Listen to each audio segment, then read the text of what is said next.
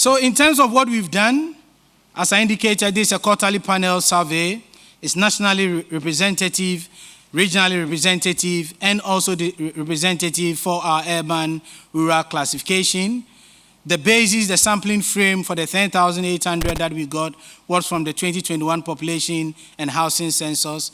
Let's keep in mind, let's leave here with not the population of Ghana, which is in excess of 31 million persons, but the population of only those 15 years and older, which is around 19 million. That is the denominator for the conversation. And also the reference period for this conversation is 7 days preceding the day of the interview. So questions around unemployment, we asked, in the last 7 days, did you work? So that is the reference period for the conversation. We have been successful in maintaining a good response rate across the last 4 quarters, that is from the last quarter of 2022 to the third quarter of 2023. We started replacement in the third quarter of 2023. That is why you see the number of households increasing between the second quarter of 2023 and the third quarter of 2023. So as I indicated, the findings are put into 3 broad categories. I'm going to start with the findings on the labor force characteristics.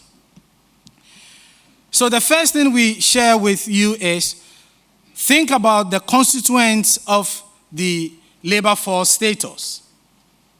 We distinguish between the constituents of the labor force status and the labor force. The labor force, as we indicated, consists of the 2 of the statuses, that is employed and unemployed. The labor force status consists of 3 categories: the employed, unemployed, and those outside the labor force, but 15 years and older. So across the last 7 quarters, that is between the first quarter of 2022 and the third quarter of 2023, we see that we have reduced the persons outside the labor force from 4.95 million to 4.51 million persons. Because this is a set, once people are leaving the labor, are moving out of outside the labor force, they should find their way in either the employment status or the unemployment status.